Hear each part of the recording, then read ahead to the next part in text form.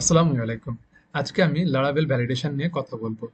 Laravel validation হচ্ছে যখন আমরা ইউজারের কাছ থেকে কোনো তথ্য ইনপুট হিসাবে নিই, তখন ইউজার সঠিক ফরম্যাটে তথ্যগুলো ইনপুট দিয়েছে কিনা তার যাচাই বাছাই করা হয়। যদি ইউজার সঠিকভাবে তথ্যগুলো ইনপুট করে থাকে, তাহলে আমরা পরবর্তী স্টেপে যাই।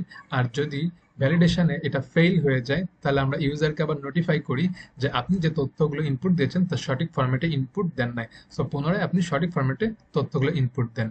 এটার জন্য আমাদেরকে লারাভেল ভ্যালিডেশন দরকার হয়ে থাকে। এখানে আমি লারাভেল ভ্যালিডেশনকে দুইটি পার্টে বিভক্ত করেছি। একটি হচ্ছে ভ্যালিডেশনের বেসিক পার্ট এবং অন্যটি হচ্ছে ভ্যালিডেশনের অ্যাডভান্সড পার্ট। শুরুতে আমি বেসিক পার্ট নিয়ে কথা বলবো, তারপর আমরা এটা আস্তে আস্তে ধাপে ধাপে অ্যাডভান্স টপিকস নিয়ে কথা বলবো। এখানে আমি দুইটি রাউট ডিক্লেয়ার করে নিয়েছি। একটি হচ্ছে রেজিস্ট্রেশন গেট মেথডের মাধ্যমে এবং আরেকটি হচ্ছে রেজিস্ট্রেশন পোস্ট মেথডের মাধ্যমে। গেট মেথডের মাধ্যমে রেজিস্ট্রেশনের ফর্মটা ডিসপ্লেতে দেখাবে ইউজারকে, এবং পোস্ট মেথডের মাধ্যমে ইউজার যখন ফর্মটা সাবমিট করবে তখন সেটা ব্যাকএন্ডে এসে জমা হবে। এই পর্বে ইউজার সাইডের ফর্ম নিয়ে কথা বলবো এবং পরবর্তী পর্বে আমরা দেখব যখন ইউজার ফর্মটি সাবমিট করে তখন সেটা কিভাবে ভ্যালিডেশন করতে হয়।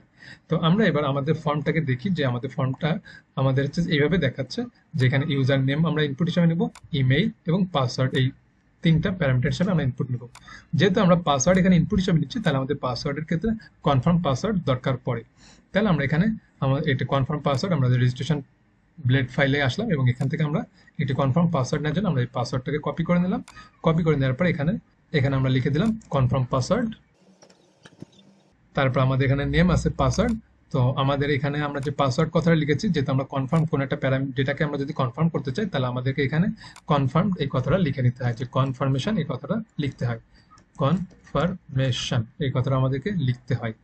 তো আমরা যেহেতু এখানে কনফার্মেশন কথা লিখেছি, এই কনফার্মেশন কিভাবে আমরা পেলাম, এটা আমরা যদি লারাভেলের ভ্যালিডেশন পেজে যাই, তাহলে সেক্ষেত্রে আমরা এখানে দেখতে পাবো যে এখানে কিছু অ্যাভেলেবেল আছে, অ্যাভেলেবেল ভ্যালিডেশন রুলস। সেখানে আমরা যদি যে কনফার্ম এখানে আসি, তাহলে এখানে আমরা দেখতে পাচ্ছি যে কনফার্ম যদি আমরা কোনো কিছু লিখতে চাই, তাহলে সেখানে বলতেছে if the field under validation is password, a matching password underscore confirmation field must be present in the input. তার মানে এখানে বলছে পাসওয়ার্ড আন্ডারস্কোর কনফার্মেশন কথাটা থাকবে।